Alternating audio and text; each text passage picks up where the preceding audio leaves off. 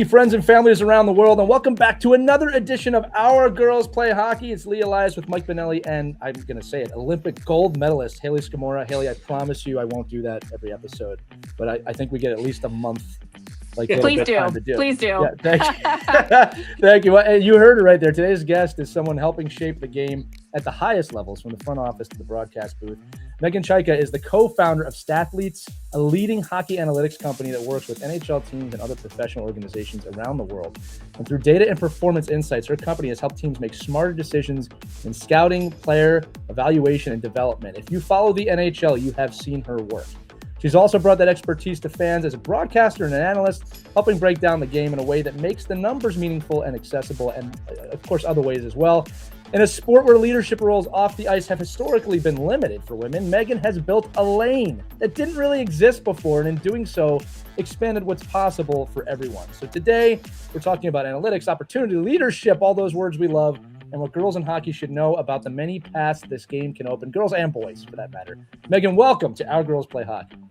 Thank you for having me. That was a very nice intro. I have to take some notes on what you said there. It's great. Thank you. So the broadcast will be available. You can grab it. We always put those things. No, thank you. Look, we take a lot of pride in our intros, Meghan. And I'll tell you, again, I've been following your work for a long time. Obviously, you and Haley know each other, Mike as well. What you've created in this game should be celebrated, should be talked about. And I'm just thankful we have the opportunity to do so today. But I want to start here. I'm going to guess you didn't grow up thinking, I'm going to work in hockey analytics because that role doesn't exist. Maybe you did, but when did you first realize that? Yeah, where did this come from? And for the audience listening, how do you even discover careers in hockey that maybe aren't even there yet? Right? I don't know if you do. And I think that's the thing about the economy in general, especially if you're in tech or the startup world. If you're now in between 10 and 20 years old, your job probably doesn't exist right now, right? There's just not an idea of where the market is going, whether that's AI, machine learning, automation, computer vision, certain parts of engineering or computer science. There's a lot out there that's evolving, yet to be discovered, different roles that appear every year. So for me, for sure, it was more like the framework and the background that was important to me. It was like the process of understanding different parts of the industry. It wasn't necessarily like, this is my job and this is what's going to be. It was more like, this is a river. I'm going to step in it and do the best that I can to manage and take on more and more clients as we built up our company. We officially incorporated in 2010, but we started sort of working, dabbling in hockey, probably 2007, 2008. So it's been a long time, back before when data wasn't cool at all. The Moneyball movie wasn't out. People just didn't really want to hear about feedback from a computer, X's and O's, and that weren't coach or system based. So you really had to change people's mindsets to get them to buy into using something outside the scope of what their current workflow was. So yeah, it's a long way of saying that I think you can create what you want to do. And for us starting Stathletes, it was more just working one-on-one with players. And that's how we first were getting sort of cash flow in and realized there was a gap where people just didn't have a lot of data or insight into what they were doing on a team base, but also on a league perspective. So our clients now are from anywhere from the league. So we do work with leagues, including the NHL, and then teams, players, agents, sportsbooks, media, digital. And then I do, other roles like ESPN, TSN, MSG with the Buffalo Sabres. So that's gone really nicely this year. And then I'm a data scientist in residence at a university, and I sit on a lot of boards as well. Yeah, but everybody knows about Buffalo. It's Haley, right? Yeah, exactly. So Meghan, when parents hear analytics, it can usually kind of feel a little bit abstract to them. Maybe they're not sure what they can take from it. So at the simplest level for people who aren't really good at math or science, how does the data actually help hockey teams make better decisions? I think from a youth perspective, it's not to overcomplicate it. Even something that could be as simple as where you're getting shots from. So there's a concept called expected goals, which is basically just the quality of your shots. How good is that scoring chance? How good is that shot attempt? However you want to define it, the closer you get to the net, even in the NHL, the more likely you're going to score. And as we know, of course, you can say out to everyone, get closer to the net. But in the NHL, you're going to get a high stick. You're going to get people that are going to hit you. As you get closer, the time and space becomes more valuable. So both defensively, people want to keep you out of that slot area. But offensively, just looking at where you're creating those chances, how those chances are created are important. So anything from cross ice passment, passes to goalie movement, all of those have a better expected goal value. So a better quality chance, more likely you'll score. And you can see that things that translate in the NHL do also translate in youth hockey. So yeah, I think there's just like little things that you can take, whether that's charting, whether that's, a company that services more of the youth market. Um, and then if you want to get more granular, passing, so the quality of your passes. Are they clean? Are they in the skate? Are they in front of a player?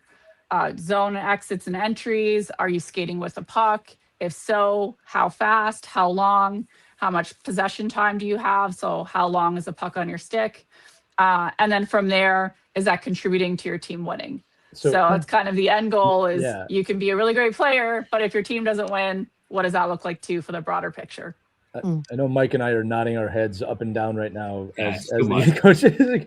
Yeah, well, here's the deal: is that Meghan, we use a lot of the stuff that you perform or you bring to the table, because when it comes to youth hockey, when I coach at that level, I want to know what I'll just say higher level hockey is doing, because we have to break that down to the youth level and say, okay, what skill sets do we need to develop, whether it's 8, 15, or 18, to help them understand that side of the game. In a time when hockey IQ has notoriously been lower at the youth levels, for the coaches listening to this episode, it's important for you to look at this data as well. Not that you need to apply, hey, the NHL teams are doing this, we need to do this. That's not what I'm saying. Let's at all. check like the Florida Panthers. Probably not the best idea. Right, exactly. But like you said, like, hey, where are goals going in? It might be smart to teach kids those areas and then to give them the skill sets to get to those areas. And I don't think we do a good enough of that job of that at the youth level. Mike, I don't know if you have thoughts on that too.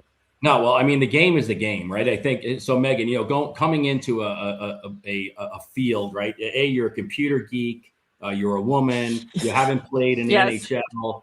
Like all of these things, like old school hockey guys are like, analytics. Yeah. My eye test is better than your computer. Like I'm a Moneyball guy, right? I love that. I love that piece of the game and figuring out. We talk about it on our show all the time. Like a team is not player 1 to 16 skill.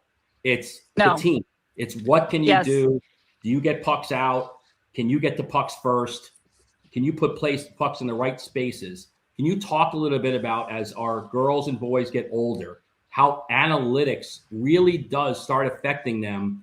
And because it's getting earlier and earlier in the age group, like how important it is to understand what your own analytics are when you're moving up through the ranks? Good question.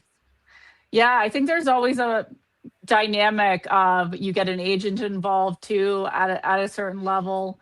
And we're seeing that younger and younger. So we do work with some agents through their, draft eligible players as well. So I think you do have to take some ownership and understand like your player development journey. Take control of skill development as well. For us, even something as simple, and when you talk about the eye test, if a player's fast or not, but historically you've never really known how fast.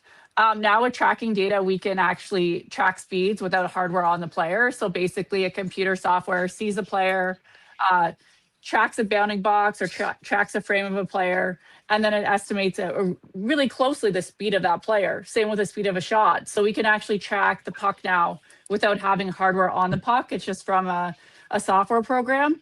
So before it was like, this player in Finland looks really fast, but maybe they have like a choppy short stride. It makes them look a little faster eye test wise. And they'll only watch like a handful of games of their whole season. So they got a good like couple open ice or like 4 check times when they were like, wow, that player really picked up speed.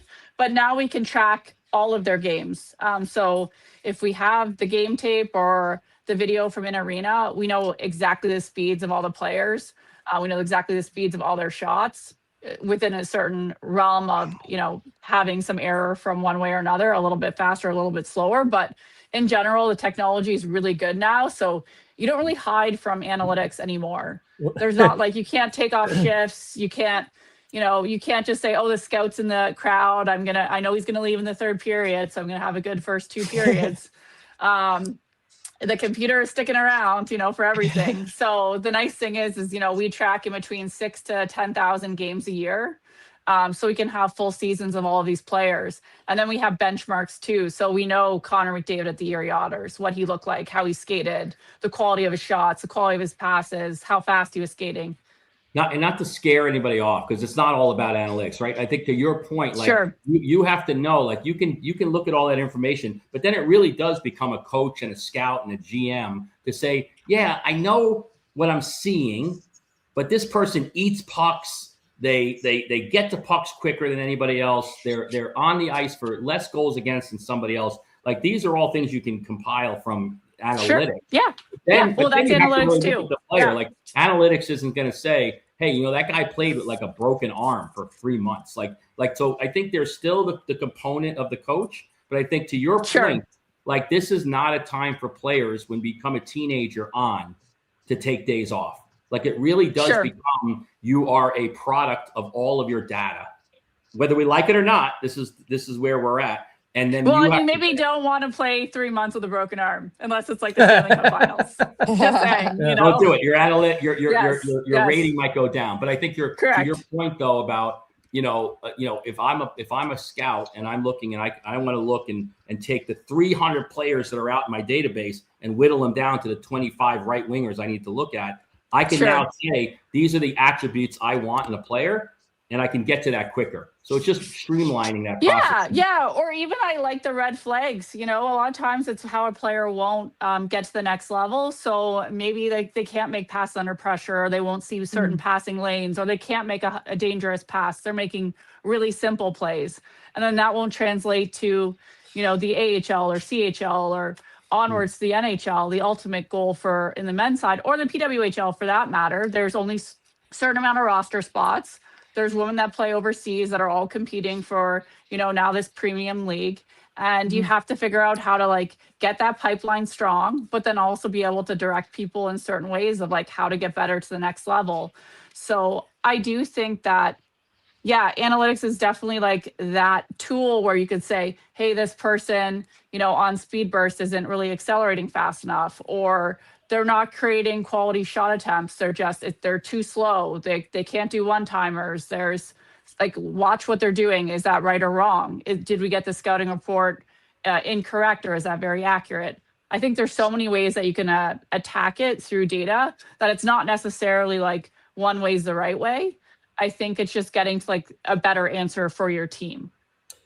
So I got a quick one for you here, Megan. I was laughing when you were talking about stats or analytics, because I literally the other day saw Matt Kachuk doing an interview talking about I really need to work on my skating. I'm pretty slow. And the interviewer was like, "Come on, you're the Stanley Cup champion." And I swear to you, within 24 hours, I saw the stat of, no, Matt Kachuk is one of the slowest skaters in this league. He's the only player to not get over 20 miles per hour this season. And I was like, that's amazing that we were able to access that information right away. So, it's funny. Was someone talking? Sorry, I was going to say. Yeah, that, I said you're right. Yeah. Yeah. You would know, right? I was saying too that it was funny when you talked. I was watching Haley lean in, because there's two sides to this too, right? Haley, in the sense of obviously it's great for coaches. We're talking about this as a player. It's invaluable. It's just completely invaluable information. Haley, I'm kind of asking you about that as a player, right? Because it's you want to know everything. Yeah, I love hearing the, advanced analytics for sure. And it's something, the coaches will go over with you sometimes. And I'm like, how is there so much data? How is there so much things you can think about in your game? And I think it's really interesting. And I think it could also show the value of players that might not show up on a stat sheet that we talk about a lot. And, I find it really fascinating to hear all the different things. Like when you were talking about passes under pressure, are they making those passes? Are they making the safe play more often? Are they not trying to, get out of their comfort zone? And so kind of a question I had was what data do you look at in terms of to see whether a person's hockey IQ is high enough to make it to the next level? Oh, geez. Yeah, that's a good question, because I do think it's a blend of a lot of what type of player you are, as you're saying. I mean, not a lot of people can complete passes, especially with contact, like a Matthew Tkachuk. For a while there, especially in Calgary, he was doing a lot of passes from behind the net, really creative, really smart, but just because he wasn't scared behind there either of any sort of physicality. Mitch Marner's like that as well. He sees these passing lanes that some players do, but most don't. And then he also has a skill set to be able to complete those passes. So we can see things like that surface in the data year over year with consistency. And I think that level of creativity is part coaching, part player. So you see players get in systems where they're a little bit more rigid, maybe. Maybe one like a Carolina, they shoot a lot from the point, a lot of defenseman shots. So you get like different players cycle in and out of that type of system, and they seem not to fit sometimes. You see them kind of leave. Whereas like you see like a Montreal Canadiens, Martin St. Louis, he really lets them do like a free-flowing creative game, seems to give them a lot more room for error, but still requires them to work really hard. So defensively, they still have some structure.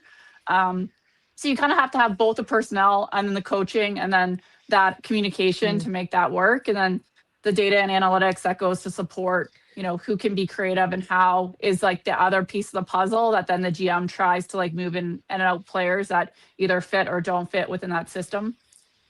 Yeah, so I have a two-parter here, and I'm gonna hijack Meghan's interview a little bit for Haley. But Haley, how are you using Meghan's data to scout opponents? Like when you as a player, when you have that data in front of you, how does that help you as a player? And Meghan, can all players, like at the lowest levels, let's just talk about like 16, 17-year-old boys and girls, can they access minimum amounts of data to scout other players and other teams?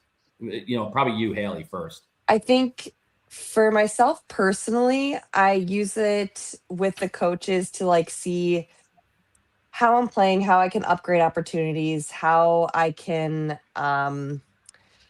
maybe create more offensive chances for our team, maybe how I can stop things defensively. And I think in like a team aspect, we use it a lot to like, how does, let's say Boston, for example, typically like attack? Like where are most of their goals coming from? Are they off of turnovers? Are they off of the rush? Are they off of O-zone play? For our team as a whole, I know we had data that was saying that like most of our goals and scoring chances are coming off of O-zone play and less off of zone entries. So how can we get more off of zone entries? So different things like that is really interesting to look at and kind of see how we can, improve on a global level on our team. I think too, from a youth hockey standpoint, again, I always like to equate it back. I'm fascinated with the pro side of this. And for the audience listening, I know you are too. So we will keep doing that. But I think from a youth hockey standpoint, what we're uncovering here is like not every team's the same. And no. Youth coaches, you got to know what your assets are, and you got to coach to those assets. So I see this every year. You got a coach going, we got to play a 2-1-2, which is dated to begin with, but that doesn't matter. We got to play it. Well, you don't have the players for that system, and you're putting your kids at a disadvantage for that system.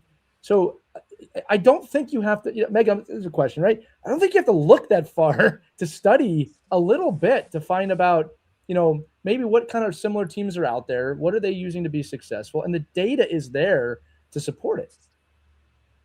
Yeah, and I think there's always trends in hockey too. They always call even the NHL a copycat league. Whoever wins the Stanley Cup, everyone kind of looks around and says, is that the style of hockey that works? And I think the answer is, to your point, you have to play to the strengths. And also like youth hockey is about player development more than it is about winning, 100%. In my opinion.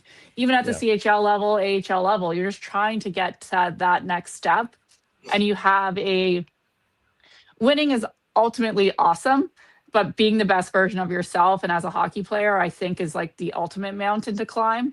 Right. So I think like not putting too much pressure on you year over year of what you're doing and putting more pressure on skill set development, having fun, creating the type of person and player that will have you excel and have that mindset to win in the future. I think that's far more important process-wise than success in the moment.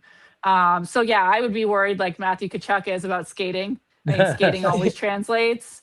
And then from there, it's like your shot too, right? Yeah. I mean, there's so much research now on the new age shot of the Austin Matthews, Connor Bedard. Yeah. Right. It's just, there's just so much out there that is changed in terms of player development that I think the sooner that you're kind of on, the skill set that will help you succeed, the better off you'll be. Well, you've just affirmed all 500 episodes of the show when you just said about development first, because that is something we preach here, and I think it's wonderful that you said that. One more thing I want to ask about before Haley, I jump to your question here. You're the perfect person to ask this question to. So, look, I want to say this too. I'm a huge fan of stats, and I find them fascinating. I love looking at them. I love the work that you do. And Mike alluded to this earlier. There is a human element, and you had said that that's where the coaching kind of comes in a little bit. Over the last 15 years, maybe 10, 15 years, I have seen in big moments coaches make really great decisions and really bad decisions based, I think, on data. The ones that come to my mind, and I'll be a little more broader, is like, you're in the World Series and the data is saying pull the pitcher right now when that guy is really hot and he's not getting another game this season, and they pull the pitcher and they lose the game. We just saw this happen a couple of years ago. Or in the Super Bowl, you don't give it to the guy on the goal line that runs the ball in on the goal line. You decide to throw a pass that might become intercepted. A lot of these are data-based decisions. Now, adversely, right? Data would say, don't put your older player with a torn ACL on the ice with 2 minutes left in the game to try and tip a puck in a gold medal game against Canada. All right. But that decision was not made on data. That was made on who she is and gut. With, obviously, I'm talking about Hillary Knight. So, Megan, my question to you is this, right? It's not that it's like, when do you trust the data? When do you not? My question is, there is a human spirit element that maybe cannot be quantified here, that when you mix that with data, I think you get sometimes really good results. But it is going to the slot machine a little bit, right? Like you got to try and read it. But am I right or wrong in thinking that's where kind of great coaching comes in? Yes, I think you're always playing the probabilities as well. And that's why those decisions are made, especially when you're looking at pitching. I mean, the World Series is tough because that's one game. I'm also a Blue Jays fan, so the World Series is extra tough for me to talk about. But the coin flip of that is you can never go back and replay that, keeping that pitcher in. Sure. If you keep that pitcher in, they're usually good to whatever, 80 to 90 pitches. You keep them in and they get a grand slam off them. You look really dumb. Right. So I think people never think of the opposite of like, what if we didn't, take that fourth down, or what if we didn't, like there's so many calls of pulling the goalie too late or too early, putting Hillary Knight on that you wouldn't know, like maybe you put someone else and that exact same occurrence happens. You really just don't know.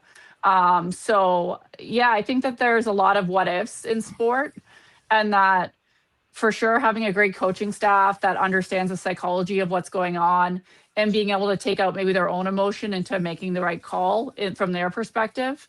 That's something that's highly paid for. You look at even NHL coaches, there's ones that make over $5 million a year, and there's a reason for that, that they're paid a premium to make the right calls in really high pressure situations. Needless to say, I would believe over a large sample size that if you're going on your gut feel versus probability, you're going to lose. Yeah, but I think to your point, like your job, right, as an analytics expert, is to provide the data for a coach that's on the ground, and they say, okay, well, I have all this information, and I think is that, can you just explain how important it is then for us as coaches to understand the analytics as early as possible and don't depend on it for a week? Like that's not what analytics is. It's not like, what have you done this week? It's what have you done over the body of work of your team, right? I mean, it's like if you're losing these small sample sizes, then obviously it's a very hard data set. But if you can now say, like I'm on the side of youth hockey that like I'm on a mission to have no tryouts anymore. Like we have so much data out there for kids that we could just say, I can tell just based off of these 50 kids you've sent me who should be on this team, who should be on this team, who should be on this team. I think, but if I'm only looking at a week's worth of data, you just talk about how that's not as efficient as saying, well, listen, we're supplying you with so much information. You have to be able to parse what you need in order to get to the answer you want to get to. Yeah, and I think just to inform your decision too, a lot of models have assumptions baked in them as well. There's not like one way to calculate expected goals, one way to calculate your goals added or goals above expected for goaltenders. There's all sorts of different modeling techniques, and you can choose what data sets to use or not use. So I think as a coach or someone in youth, it's just understanding what that data means, how it's been calculated, maybe even how it's been collected. Like, was it automated? Was it manual? So was it like a person tagging it? Was it a computer software that just like has some error measures? Because for me, sometimes I want to go right to like the source. Like if you said that was a bad scoring chance, I want to actually see it and kind of come to terms about why that was and then how to like course correct. So you don't have to just listen to like someone telling you one piece of information or a small sample size. You can do your own research and use your own, methodologies and your background in hockey to understand it too.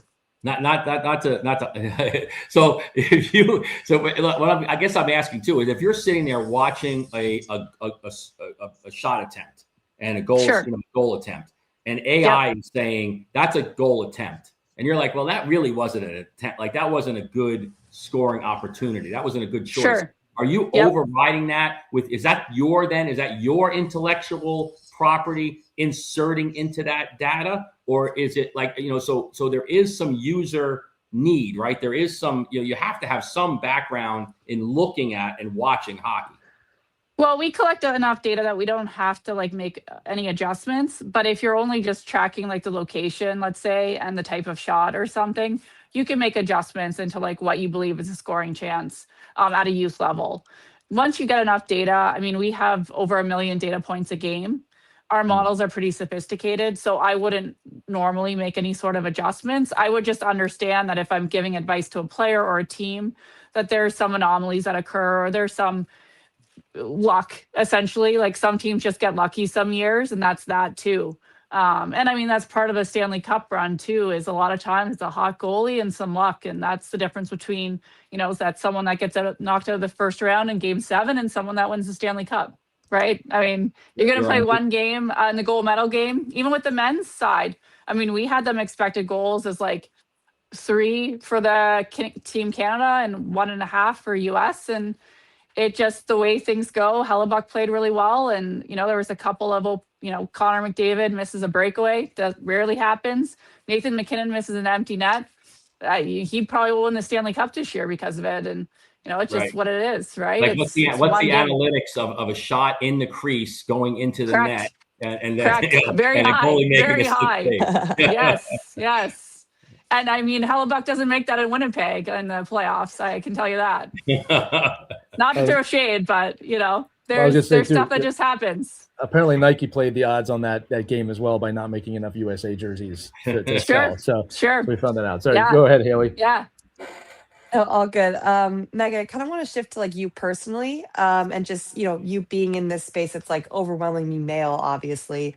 I kind of want to hear about the challenges you maybe faced early on and what advice you might have for young women who want to step into roles in hockey, whether it's analytics or coaching or media. That's a good question. I mean, I think I still face challenges in terms of what people perceive me as or the limitations that some people put on others. And it could be a wide variety of reason too, even like age. Typically there's older executives in hockey and background too. A lot of people have played in the NHL, come from a really strong hockey background playing, not necessarily like working as executives. So I think there's an idea of like what the mold should just be and that people have either earned it or like should be in a position. And so for me, I just try to think of like competence, kindness, and win-win. So how I can help others achieve their goals, being extremely competent. So just attacking every element of what I do with curiosity, with focus, and making sure that there's like an output and a tie-in to like industry. And then, just being really kind. Like I've met a lot of cool people. I mean, some of the executives I thought that would be the scariest or the least interested in analytics have been the most. And I think that kind of shows that like people want a competitive advantage, both from executive level and actually from like NHL players. It's always like the best players, like the top 10 goal scorers that are like, how can I be better at faceoffs? Or I think this part of my game is not as good as, X person. How do I be Connor McDavid? And it's like, we all want to be him. So, but I think for me, it's just like keeping my head down and making sure that when I can add value, I do. And I kind of move through different groups with just the energy that I want in my life too. And I think that there's a lot more doors that will open that way. Instead of perceiving you as being like an outsider, I always think that I can bring a different perspective. And I think people really appreciate that because hockey's unforgiving. Like there's no team, especially in the NHL, that does well all the time. There's always lows. And whenever there's a low, people look around and say like, how can I be better? I love that answer, Megan. I'll tell you too, like along those lines, we talk a lot on this show about trailblazing, right? You're a trailblazer in your own right. Haley is, we talk about every time Haley steps on the ice, she's trailblazing in some form. And I do love to say that, like, we tease her, but this is so true. Like in just a quarter, she's played in the most watched game, the most attended game, and she's going to be on the first televised game nationally in history. Like, you're always That's awesome. trailblazing. Yeah, it's amazing time. And we talk about the power of, again, for the kids, specifically young girls for this show, but everyone, right? That until you see it, it doesn't exist, right? Like, it may not exist in your mind. I think there's a lot of young hockey people out there that see what you're doing and go, now, hey, I can do that, right? So I'm interested in your thoughts to them about if they want to step into a leadership role, they want to step into a role like yours. What can they do now as a young person to kind of explore that and dive in? Because you said it earlier in the show, like the job might not even exist yet, right? So if I'm a kid at home, like, well, how am I training for a job that doesn't exist? And I would love your thoughts on that. I think if you want to go into anything in like sports tech analytics, definitely lean into the technical side. So if you do like math, stats, physics, anything computer science, coding, all of that AI elements, I don't see that market slowing down, right? I think that there's more and more need for very sophisticated technical skills. So if you are on that side at all, or that appeals to you going into college or even in high school now, I know that there's a lot of like coding, robotics, all sorts of courses. So certainly, challenge yourself. I was always like the best in my class in school, grade wise. So I think just like get really good marks, do more than you need to. I always like audited courses. I did a lot of like startup courses. It was kind of the genesis of like the Shark Tank years when I was in university. So I did a lot of pitches. I tried to start like a baby bottle company at one point. And I think just like pushing yourself out of your comfort zone too, being well-rounded. And then I played a lot of sports too. I'm over 6 foot. So I played all like the basketball, baseball, volleyball, rowing. I always, was the captain, the pitcher. I understood a lot about analytics too, because I was a baseball pitcher. And then I also played a lot of basketball. So I think for me, I wish I could go back and tell myself to enjoy myself more in sports. Like, it was always for me, like, I got to win. I got to be the best. I got to score 30 points. I got to strike everyone out. And I think I learned a lot about leadership, but I definitely missed out on joy looking backwards. And when I was growing up too, there was kind of not that, like, I'm Canadian as well. So like, we don't really have that fleshed out of a college route for women athletes at that point. So I just saw it as a bit of a means to like get to the next level. And I thought I would be in finance, or I have an economics background too, economic stats. So yeah, it was just very open to like what that career path looked like. I definitely have more of a growth mindset. I'm not really a fixed person. So I think if you could untether yourself to a certain result, like I wanted to go to med school, but I was okay with like not going. And I just like did the best next thing in terms of like what was my next step. And that's what led me to now, have 200 employees and run, a data company from sort of the ground up and build the process to be able to, work at the highest level. But certainly it's a building block. Like, you don't need to just say like, I have to get there in 5 years or 10 years. There's, incremental gains when I think you put that focus into academics and then sort of the technical skills. Well, I'll say this too, Megan. You're not afraid to try. And I think that for young kids, that's an important thing too. Like, this was not your first idea, right? This is the one you're known for now, but you said it. You had a baby bottle try there. You think about med school. Like I love that you bring that up, because I think sometimes with kids especially, they get tunnel vision on, well, this is what I have to be. Or their this parents is my do. identity.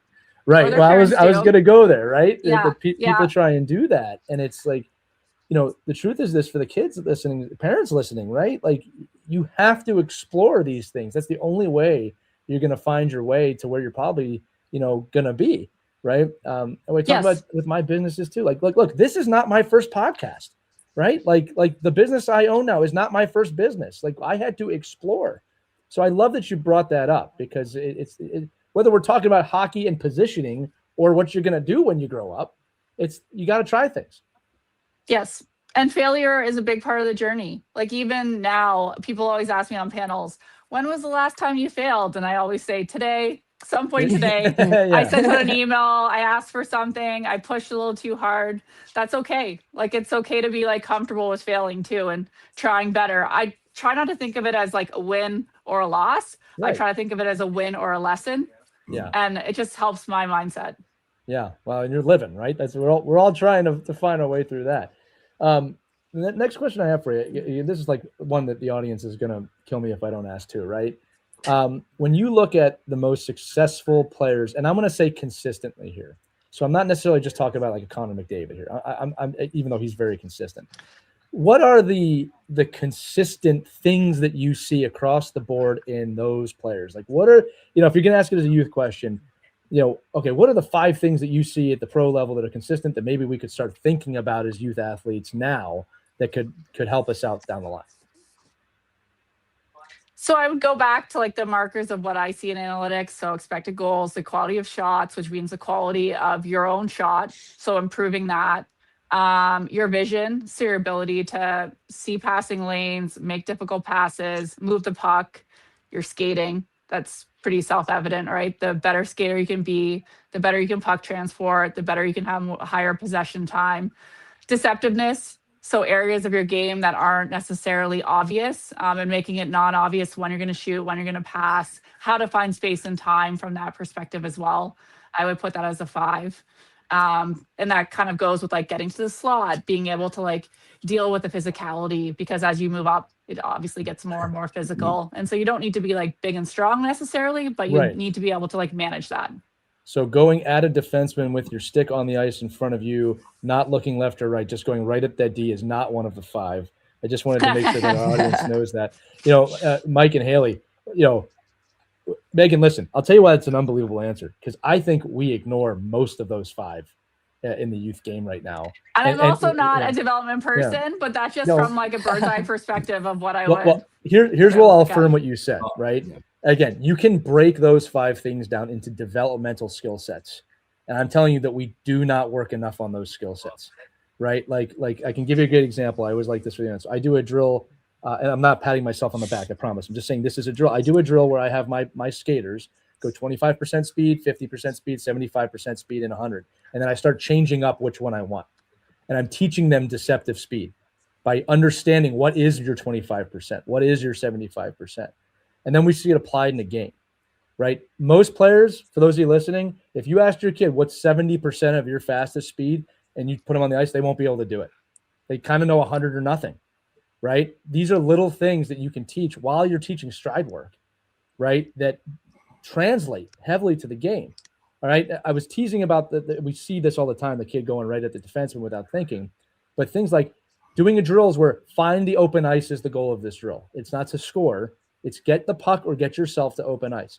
These are things you can start doing at a really young age, right? Again, how it's explained and how it's applied may change depending on the age, but you can teach an 8-year-old to find open space, right? And the one thing you did say that I think we all agree on is skating, right? You can never work on your skating enough. I hope everybody hearing listens to that. Mike, I didn't know if you had thoughts on this too, because like we see this stuff all the time. Yeah, I mean, I think from Megan's perspective, like how she's looking at it is that just the pure data driven stats. Like, okay, right. This is what happens. I see the best players in the world. And I guess my question would be like, almost like, how do I dumb that down to a level of youth hockey where, the greatest thing, like I can't even imagine if I had this kind of data when I was 14. Probably good that we didn't. Like, just because I was really, pretty critical of my own game. And I don't know if this would have really screwed me up even worse. Like, I think it's like oh my God, like I turn the puck over all the time on the blue line. Like this is no wonder why I'm not playing. Right. So I think how can players use those? Like, what would you say, like, are the, like, forget about 5, but like 3 core things that you see, and then your analytical eye says, of course, this player is not getting to the next level, because these are the things that a scout is telling me are the biggest red flags in their play. Because again, when they get to your level, Megan, right, they're all great. Like these players are the best players in the world. And you're like, well, then what is the difference? Like, why is it? It's not personality. Of course, there's other play pieces, but what are those data sets that a player can look at and say, I can self-evaluate and look, and I can really dig in and say, oh, of course, this is what the coach is seeing because this is what the data is telling him. You start to get really picky, right, at an NHL level. And it is really challenging too, because there's a lot of injuries in hockey, as we know. So I think there's always that constant ebb and flow of injury prevention, trying to like make sure that they're okay in terms of their return to play.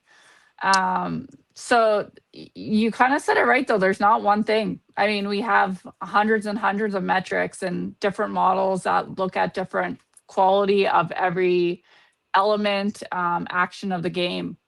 And it just depends on your deployment and the type of role that you're playing with your team. Like we see some players that do excellent on one team and in the NHL and then move to another team, like I said, and just do not fit in for whatever reason and are trying to, you're trying to ask a third line player to play on the top line and have the hardest defensive pairings against them. You're going to have a lot of problems. So I think it's just at a lower level, it's just going back to the fundamentals: shooting, skating, passing, puck moving, zone entries, exits, battles too, like how often you're turning the puck over, what are those turnovers like, and how do you prevent that too. So I think if you just dig into your data a bit more of when you're contributing negatively, and why, and see if you can course correct some of that or at least understand it. And then there's interesting things too, like puck recoveries from, shot attempts, like Jake Gensel. Like he played really well with Sidney Crosby because he got the puck back a lot on shots. He got a lot of shot recoveries, and he'd be able to then shovel it back to Sidney Crosby, and he would stuff it in the net, and it just worked. And it went on, now in Tampa, he's doing the same thing. And he kind of like get your secret sauce of what you're good at. And that's some of intuition, some of, an indescribable element where they read the play in the game a lot faster than other players, and they can put it all together. And some of that can be worked on, and some of that it's just the player. That's why they're so good. Can I just ask one question then? If I'm an 18-year-old girl or boy and I'm looking to move on the game and I have that data, like I have that stat, I have the Jake Gensel stat, like the coach doesn't see it. Like that's sure. Just like, hey, can I tell you this stat, coach? I want to make your team. And guess what? I recover more rebounds than anybody else in the league. I think that's such a powerful thing to have as a player, to be able to say, like, I'm advocating for myself, and it doesn't show up on the scoreboard. It might be the second assist. It might be the bottom line is I'm just, I'm in a place where I can create opportunity because I'm thinking ahead. I'm smarter than a lot of the other players that are doing flybys. And I know this guy ain't going to pass the puck. It's going to go on net. I'm going to get the rebound, and I'm going to get the puck back. I think that's such a valuable tool as you're an older player advocating for yourself. It almost becomes like a resume builder for a hockey player. Like, I'm going to take analytics and use it to my advantage. It can't be just like your point. It can't just be all the negative stuff. You got to take the good stats and really show those off. And I think that's that's a great thing for a player to look at and say, well, I have access to this now. Where only the guy up in the booth's the only one that used to have access to that. Now the players, to your point, like have access to it on the bench the next shift, right? So I think it's such an amazing tool to have, in front of them. Not a question. Haley knows a little bit about net front presence and puck retrievals. Like yeah. Go ahead, Haley. Yeah. Yeah, that's definitely my bread and butter right there. So I was like, okay, I'm with Jake Gensel. I'll take that. But I wanted to kind of talk to you about just like the future of women in hockey roles, right? Like we're seeing more women on the benches, in front office, and analytics, ownership groups. But I'm kind of curious, like just from your point of view, where do you see like the biggest growth coming in the next 5 to 10 years on that front? And like what still needs to change in order to make more women in those roles? Well, there's not a ton of women already. So I think that there's just so much more growth in every department. And I think the PWHL too is awesome, because I think sometimes people think historically like the men's league is like the top of the mountain and just everything else is a climb. But I think that you could do it both ways, right? You could work in the NHL, go to the PWHL, you go to the PWHL, go to the NHL. So I think it just elevates everyone to have other leagues and this elite level athletes, both men and women. So the potential, I think, in both sides, and we see like a lot of men coaching women. I see the same thing with like women can coach men. That's no problem. a skill set. It's a relationship. It's the same elements of the game that you're dealing with. And I don't think that it should be just capped either way. Because I get a lot of times too, like, why don't you just work in women's hockey? And I have to like explain to people, well, even like 15 years ago when we started, there wasn't really a market for women's hockey. So that wasn't my journey. And that's not to say I can't work in women's hockey or I don't work in women's hockey at all. Because every year I always try to do projects for the last 10 years in women's hockey. But I think there's an element where it just gives more people into pipeline, necessary skills to like then keep moving up. And I think we'll see like an explosion of people moving over to management, people moving on the bench. Already there's more AHL coaches too that are women. So I think we're already seeing it, but I think it's just a natural progression to get more people into the sport. It's hard to break that down when there's no data. It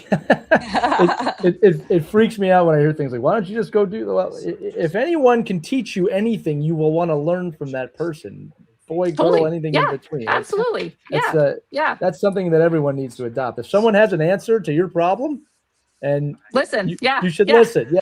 Agreed. Meghan, listen, you've been real gracious with your time today. I'm going to say something. I'm going to do the over under on something for our audience. And I want to say it to you. Because I meant it when I said I've been following you for years. I might be getting ahead of myself here. That Hall of Fame has a builders category, and I believe you will be in it one day for all the work that you have done. Oh, that's so nice. I appreciate it. You have really changed how we look at the game. You have been a trailblazer in every definition of that word. And again, I'm sure the audience is familiar with Moneyball. I mean, you are doing that, and I don't mean following it. You are doing it for hockey. You have changed how we talk about this game, and we just have the most respect for you and everything you've accomplished. So thank you for what you're doing for this game. Yeah, thank you for having me. Okay, so for those of you listening, Meghan is going to join us on a ride to the rink with the kids. So make sure you listen to that because we're going to probably talk about how often your kids look at stats and why that might be a mistake from the person who knows all about it. So for Meghan Chayka and Heli Scamora, Mike Benelli, I'm Lee Elias. Remember, if you have any questions for us, you can email us at team@ourkidsplayhockey.com or use the link accompanying this show in the description. Let us know your name, where you're from. We love hearing from you, especially if you have stat questions. Maybe we can lure Meghan on for another episode of Q&A like we do with Haley all the time. But that's going to do it, my friends. Thanks for listening to this edition of Our Girls Play Hockey. We'll see you next time. We hope you enjoyed this edition of Our Kids Play Hockey. Make sure to like and subscribe right now if you found value wherever you're listening, whether it's a podcast network, a social media network, or our website, ourkidsplayhockey.com. Also, make sure to check out our children's book, When Hockey Stops, at whenhockeystops.com. It's a book that helps children deal with adversity in the game and in life. We're very proud of it. But thanks so much for listening to this edition of Our Kids Play Hockey, and we'll see you on the next episode.